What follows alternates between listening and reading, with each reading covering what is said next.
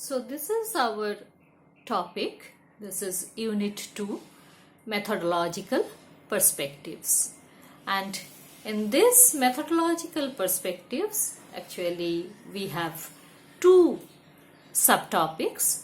First one is qualitative and quantitative research, and second one, that is ethnographic research. We will come to that part afterwards. So let's start qualitative and quantitative research. So see, basically if we once again want to define research, then it is a systematic investigation into and study of materials and sources to establish facts and reach valid conclusions. So here actually a few terms are important. Look at this one, systematic investigation. Any kind of research is a systematic investigation. Now this is a study of materials. So for that research work, what we discussed in our earlier session also, that is the main objective of any research to find out any new fact or we want to establish the new meaning of already existing facts. And for that purpose, we need to study some materials. So study of materials, this is second important part. And the target is to establish facts and reach valid conclusions. So valid conclusions or generalization. So it is not social scientists, they are not much interested in case of any individual case, unless we are able to make a general conclusion or a social theory. So a valid conclusion of your study is important. Now secondly, the systematic investigation progresses through a method of logic of inquiry. So this part is important, the logic of inquiry. Okay, logic of inquiry, your method or your process through which you are inquiring, that must be very rational or logical. Now after this basic thing, if we come to this thing, that success of any research is greatly influenced by the approaches adopted. So it depends actually on your nature of study, what kind of research you are doing, what kind of study you are doing. So depending on that, you have to choose your research approach. Now here you can see, that is social research is basically consists of the process of seeking answers to questions about the social world. So this research is all about seeking answers of some questions. And to answer these questions, social scientists employ a wide range of methods. Here we will discuss about two very basic or major methods. One, as I told you, quantitative, and another one, that is qualitative. Now, what are these two types? what is quantitative research and what is qualitative research. Though I have given you already a basic idea, but to be more systematic, here we can give you two very brief definition. First one, quantitative. A very simple definition is given here.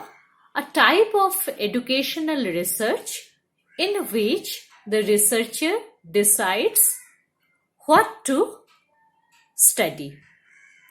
So researcher decides what to study. Here the role of the informant or participants, that is not much important. They are simply giving answers, or in very brief, very short answers there. Whatever researcher is asking, they are giving their answer. So this is the approach of quantitative research. Now come to the qualitative research. So what we are getting here? Here, this is a type of educational research in which the researcher relies on the views of the participants. Okay, so views of the participants, this is actually more important in qualitative research. So that means it is not simply, that is, how many members are there in your family? 5 members. In which class do you read? Class 10. So this is quantitative type of research. But qualitative type of research, as I told you, that what do you think? What is your opinion? Do you believe in this? So then a kind of views we are getting from the participants. Now, what are the characteristics of each? So let me discuss one by one. If we first see quantitative research, then it asks specific narrow questions. Okay, very specific narrow questions. Collects data from participants. Analyzes numbers using statistics. Conducts the inquiry in unbiased, objective manner. So, all these 4 features or characteristics I have already explained. That is very specific question. Participants or informants, they are giving answer, and the number based question answer, and which can be analyzed afterwards through the help of statistics. And this is actually very objective type of question and answer, where there is no such scope to give any biased or choiceful or selective answer. So what will you tamper in this thing? That is, if I am asking you, how many members are there in your family? Or in which class are they read? So this is a very specific objective. Now, in comparison to quantitative research, if we see qualitative research, then it asks broad, general questions. So I gave you example of that where we are asking about that, what is your opinion? What do you think? Please explain this incident. So this type of thing. Collecting data consisting largely of words, that is text or image, picture. I am showing you a picture and then asking you questions that who are there in this picture, what are they doing, what was the situation at that time, and was there any occasion, kindly explain me the thing. So this kind of picture based question. Then descriptions and analysis of words for themes. So description and analysis of words. So as I am telling you repeatedly, that is descriptive type. And lastly, conducts inquiry in subjective or biased manner. So biased, don't take it here as a negative term. Biased means that is basically subjective. Here you are giving your own opinion, and when you are giving your own opinion or your own idea, your own in your own words you are explaining the thing, of course all of us, we have a we have a particular mindset. Okay, we have a thought process, we have a value pattern. So on the basis of that, that is the uniqueness of individual, and on the basis of that, generally we give our answer on the basis of our belief. So of course this will differ from someone else, so it will be subjective, it will be biased, because it varies from individual to individual. Few questions, few objective type questions, the answer of this thing, that is general, that means everybody will say you the same thing. So just I gave you one simple example. We are 6 members in my family. If you ask everyone, that is how many members are there in your family, all of them they will say 6. But if you ask that what do you think, that means suppose like share your experience of quarantine days. If you ask this, then 6 persons will give 6 types of answer. Or there must be one part which is different from one another. So this is the difference. Now let's see few common methods of quantitative study. What are these common methods? In case of quantitative study, these are surveys and other experiments. So survey is the most important one. So first look at the survey. Survey is a method which is very commonly used in quantitative study. So most commonly used and based on using statistical sampling methods. So in our that interactive class, I was just trying to explain this sampling method. Here we will not discuss this thing in that detail, but afterwards we will see, of course, this sampling method. But when we are talking about quantitative type of research, then it is important to know at least these basic terms. So survey is based on sampling method. That means sampling is nothing but a part of the whole. Okay, so actually very commonly, as we say, just show me a sample or give me a sample of this thing. What is that? What does it mean? Just show me the sample or give me a sample. Basically, what we want to say, that is just a part of a whole, but this part must be the representative of the whole, so that by checking that small part, we can get some idea about the entire thing. So survey is also based on that method.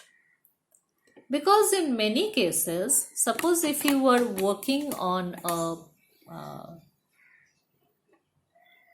village or a town or wider area, then it is not possible for any researcher to go everywhere, that means in each household, and collect data. That will take huge time and money. So that's why what generally we do a sample study. Suppose 2000 households are there in a village. So we are taking 10% of that, like 200. So collecting data from 200 households, it is still possible within a considerable time. But covering 2000 households, that is quite huge work. So that's why the sampling method is important, and it is in a survey we apply that on the basis of the percentage, and other factors are also there, but it is based on this method. Then take representative sample from a given population. What I was just saying, that it is not only that it will be a part of the whole, but that part should represent the whole. Suppose just what I was telling, that in a village 2000 households are there. Now of course in that village the rich people, they will be there, or middle class people or poor people. Now if I am taking only one class, then that won't be the true representation of the economy of the village. Okay, if I am showing only the rich class or only the poorest section, then that will not give us the true picture. Or if it is, suppose if it is a multi-ethnic village, Hindu, Muslims, tribal people, all of them are staying there. But I am taking only one. Suppose 500 tribal peoples are there, 1000 Hindus are there, and 500 Muslims are there in that 2000. Now I have to take 200 as my sample. Now if I am taking all these 200 people from the Hindu category or from the Hindu community, then it is not representing two other categories. They are simply excluded. So from that sample, your reader, they will understand that it is only a Hindu village. So that is a sample error. That should not be done. It must be a true representation.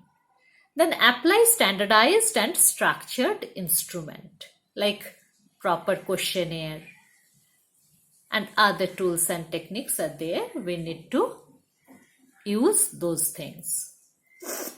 Then survey enables descriptive and explanatory generalization. I am collecting numerical data in these cases, in case of quantitative research, but ultimately my target is to make a descriptive and explanatory generalization. So like if I am collecting data about the literacy rate of the village.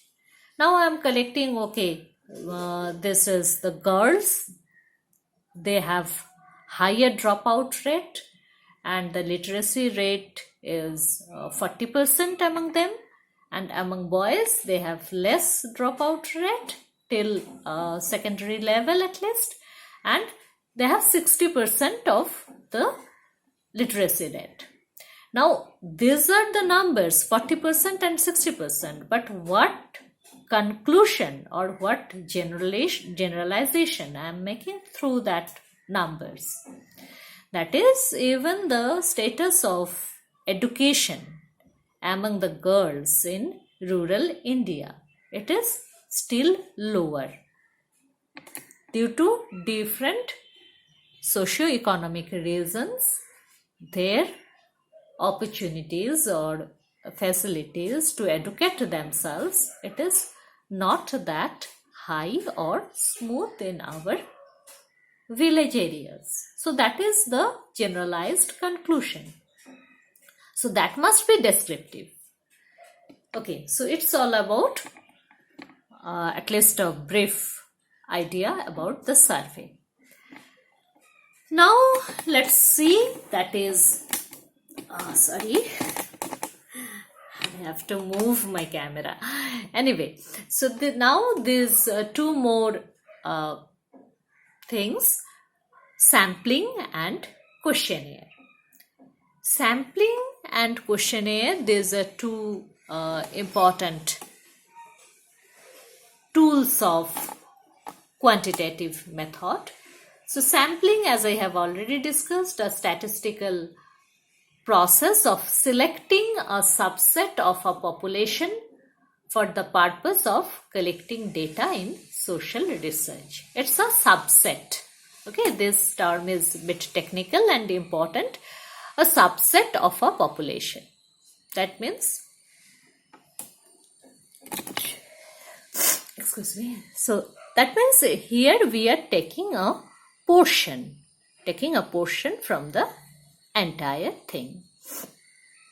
And a questionnaire, this is another very important tool to apply quantitative method. See, a set of printed or written questions with a choice of answers.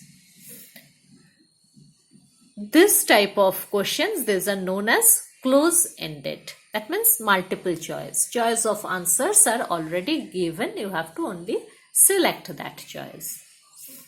Okay, male or female, yes or no, excellent, very good, good, satisfactory, not satisfactory.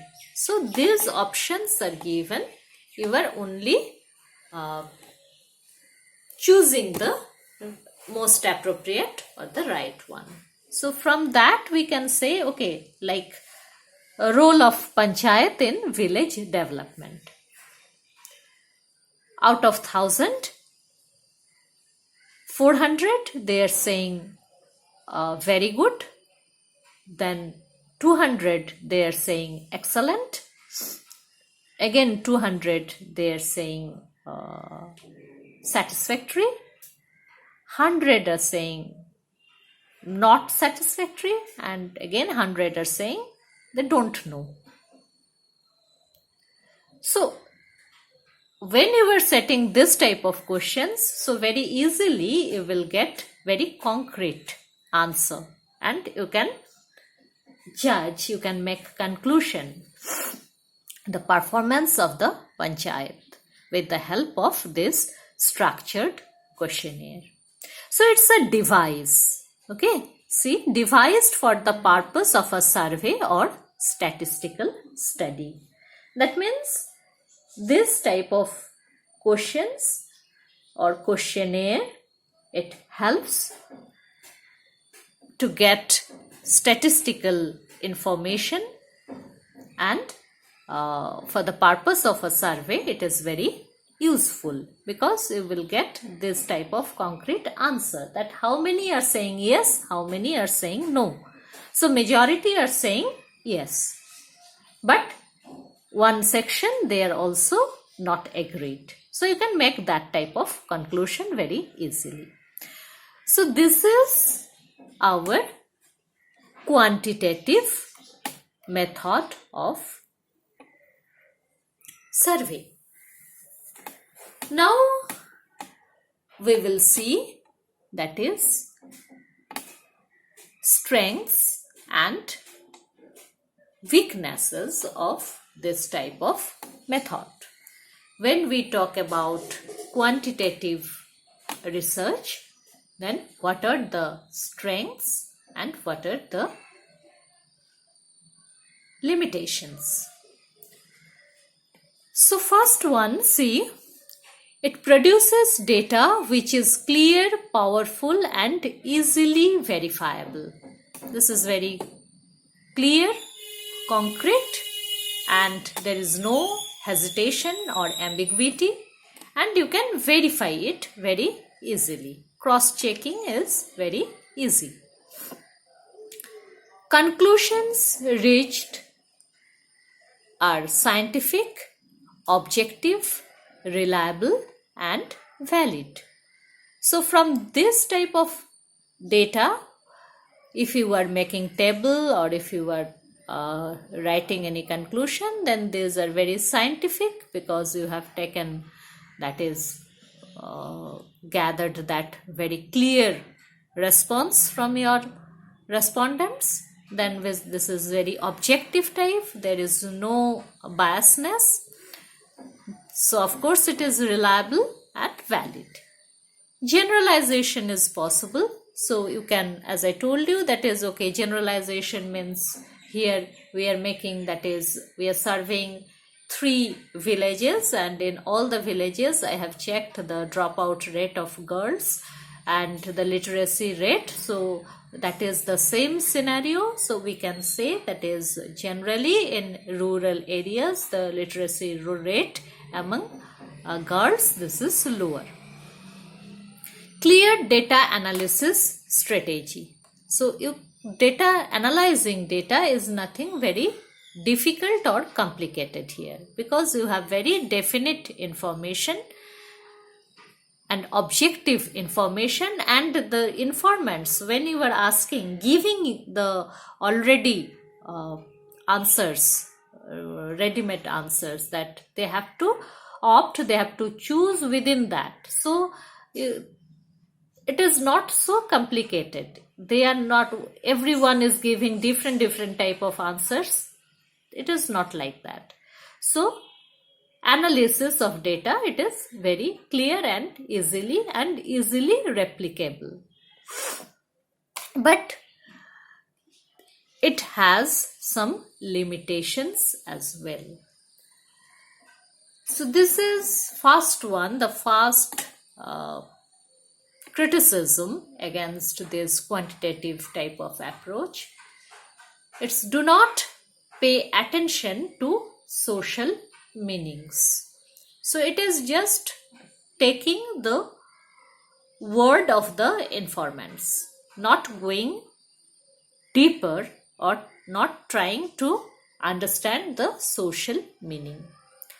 No place for participants. Participants' view or opinion you are not counting, because you are giving actually the set of answers and they are only choosing from that. If he is or she is not finding the appropriate answer, the participants, they have nothing to do. So no place for participants. It's quite artificial type of research, so we are not very going deep or vertically. We are not digging out the information. This is rather very general. Artificial means here better to say this is very superficial, or some basic information only it is through this method. Closed method, strictly planned. This is very structured and closed.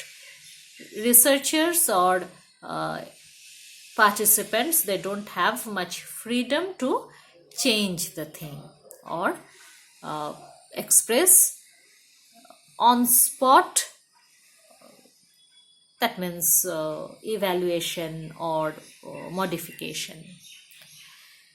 Instrument chosen before the study begins and no option for correction or adjustment. So that is the same thing.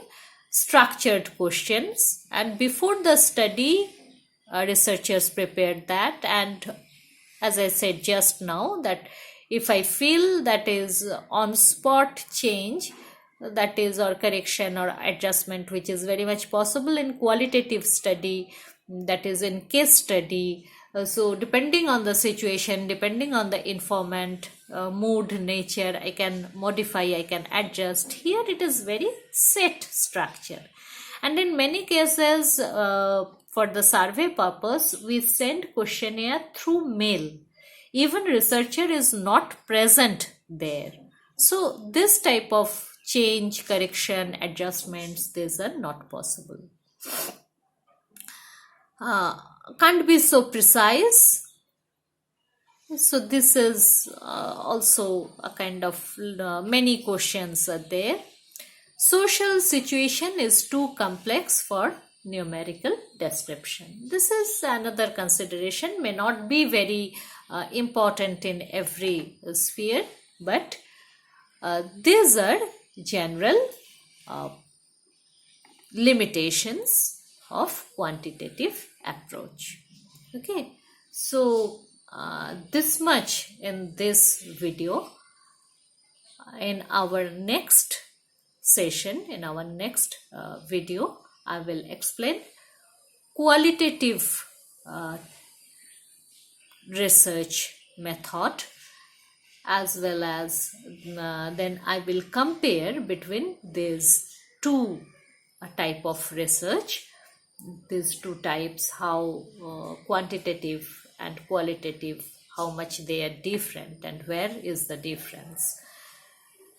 And finally, that is some idea about the mixed method, because in starting also, as I told you, that is both the methods are important in our research. So a concept of mixed method. So next part will be in the next video. Thank you.